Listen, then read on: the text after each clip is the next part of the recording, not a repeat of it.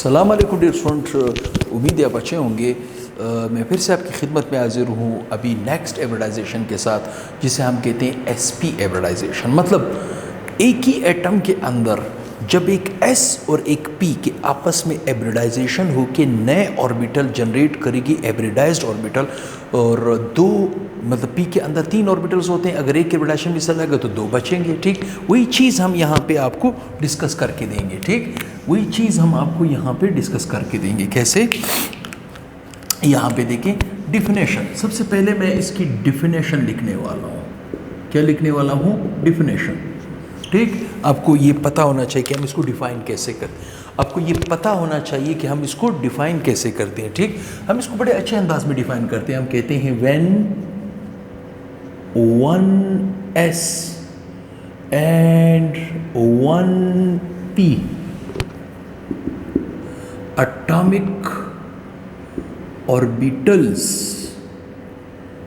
of a same atom, of a same atom, ठीक है, of a same atom intermix together to form अब गौर सुने एक और लफ्ज़, to form two equivalent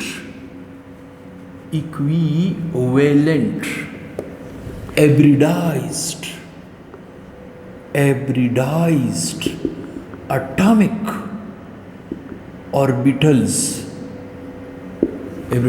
atomic orbitals, to form hybridized atomic orbital while जबकि 2py and 2pz atomic orbitals remains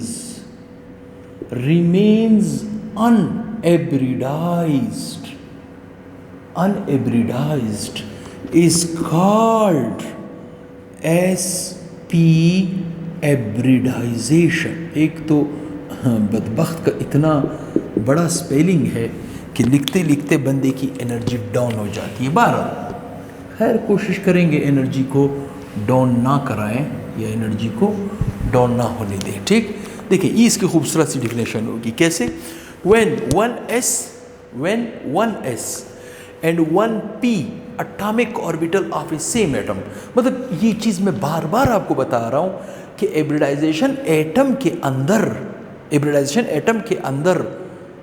एक ही atom के अंदर 2 या 2 से ज़्यादा मुख्तलिफ ऑर्बिटल जब आपस में इंटरमिक्स होते हैं और नए ऑर्बिटल जनरेट करते हैं, जिनका नेम भी सेम हो जाए, एनर्जी भी सेम हो जाए, शेप भी सेम हो जाए, ऐसा प्रोसेस एब्रिडाइजेशन कहला जाता है। और अगर वो एक ही एटम के अंदर एक एस और पी के 3 में से सिर्फ एक एस एक पी एब्रिडाइजेशन मिसाल है और नए ऑर्बिटल बने, उनकी तादाद भी 2 होगी। और ये 2 जो है ये 2 क्या हो जाएंगे? अनएब्रिडाइज बचेंगे, जो कि पाई बॉन्ड बना के देंगे। ठीक, तो चलें यहाँ पे शायद स्टूडेंट को नज़र ना आए, मैं यहाँ पे लिखता हूँ। देखिए मैं फिर लेता हूँ कार्बन का केस लेता हूँ, कार्बन C612। ठीक, मतलब कार्बन का एटॉमिक नंबर क्या है? 6। अगर मैं इसकी एब्रिडाइजेशन करूँगा तो मैं कहूँगा 1s2 2s2 2p2। मतलब ये जो कार्बन का दूसरा शेल है इसे हम क्या कहते हैं? आउटर मोस्ट शेल या वैलेंस शेल भी इसे कहा जाता है। क्या कहा जाता है? Valence shell. ठीक, मतलब कार्बन के पहले शेल में 2 इलेक्ट्रॉन है और दूसरा जो उसका आखिरी शेल होता है उसमें कितने इलेक्ट्रॉन होते हैं? 4। ठीक, अब मैं सबसे पहले क्या करूंगा? इसका मैं ग्राउंड स्टेट निकालूंगा। क्या निकालूंगा? Ground state. अब आप कहोगे सर ये ग्राउंड स्टेट आप क्यों बार बार निकाल रहे हो? ग्राउंड स्टेट मैं इसलिए निकालना चाहता हूं क्योंकि ग्राउंड स्टेट हमेशा एटम के आखिरी शेल का निकाला जाता है। अब ये कैसे निकलता है? आखिरी शेल में जितने इलेक्ट्रॉन पड़े हैं किस सब शेल के अंदर पड़े हैं, उस सब शेल के किस ऑर्बिटल के अंदर पड़े हैं और उस ऑर्बिटल का शेप क्या है, नाम क्या है, एनर्जी क्या है। ठीक, ये चीज़ें जब मैं निकालूंगा यही ग्राउंड स्टेट होता है। ठीक, और वहाँ पे हमें ये पता चलता है कि क्या ये एटम ग्राउंड स्टेट में स्टेबल है या अनस्टेबल। अगर स्टेबल है तो वैलेंसी वहीं से निकलती है, और अगर अनस्टेबल है उसको एक्साइटेड में जाना पड़ेगा। तो चलें यहाँ पे फिर उसी तरह का डिस्कशन से स्टार्ट लेते हैं। देखिए, एस में हमारे पास होता है एक ऑर्बिटल, पी में हमारे पास होते हैं 3 ऑर्बिटल्स। ठीक है, ये है 2s, ये है 2px, ये है 2py, ये है 2pz। मेरी बात यहाँ तक गालिबन आपको समझ आ रही होगी।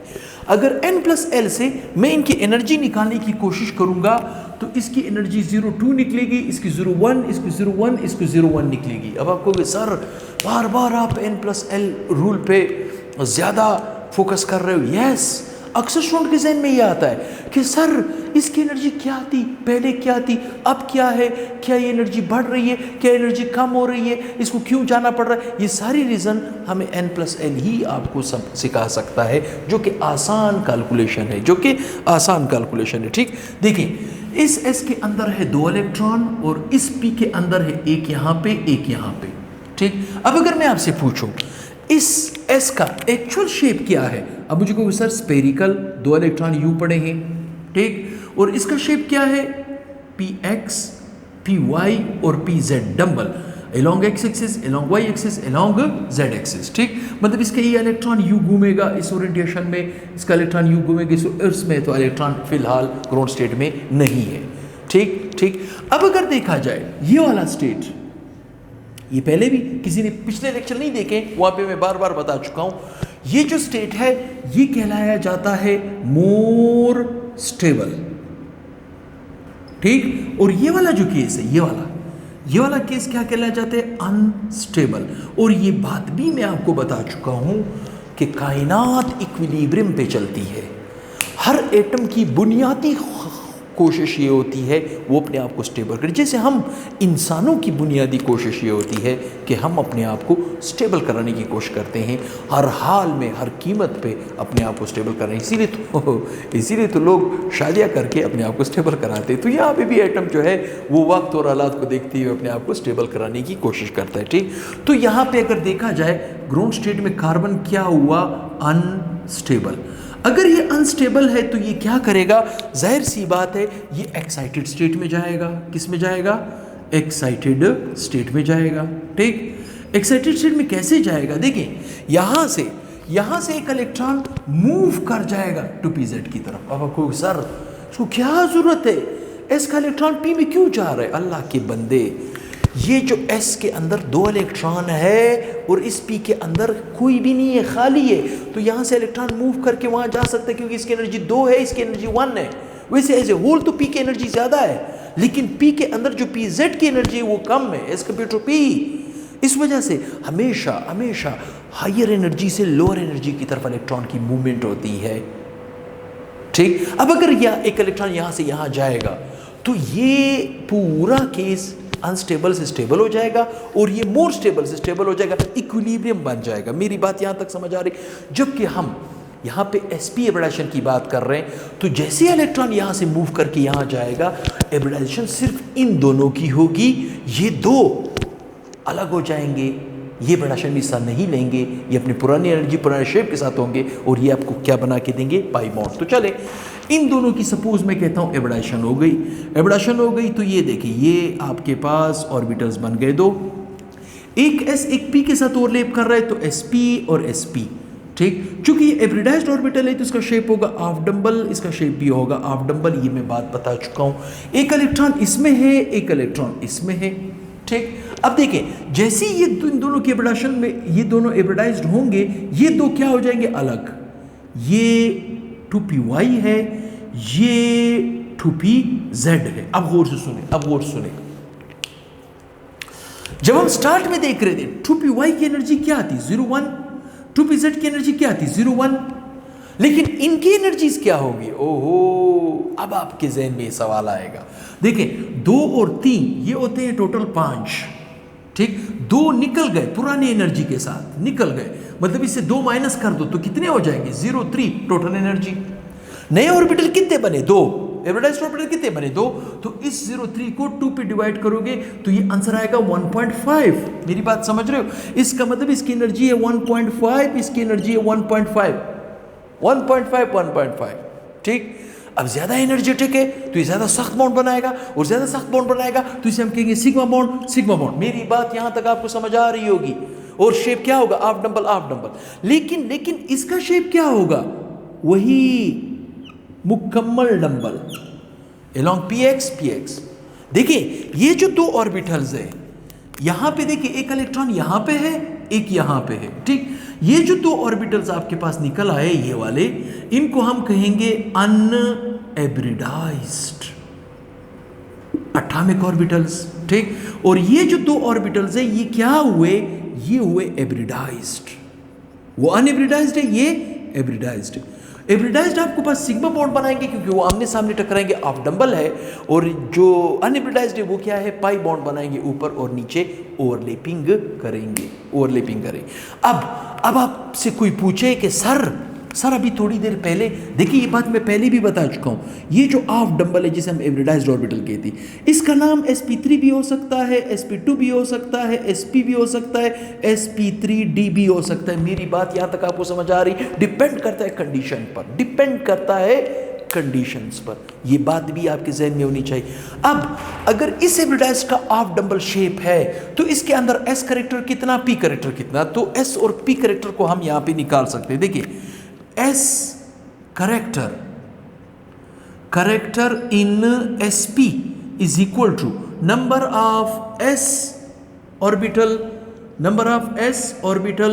divided by total number of orbitals multiply by 100, ठीक। नंबर ऑफ s ऑर्बिटल, देखिए sp के अंदर s के कितने ऑर्बिटल है? 1। टोटल कितने? एक s एक p, ये हो गए 2 मल्टीप्लाई बाय 100। तो ये आपके पास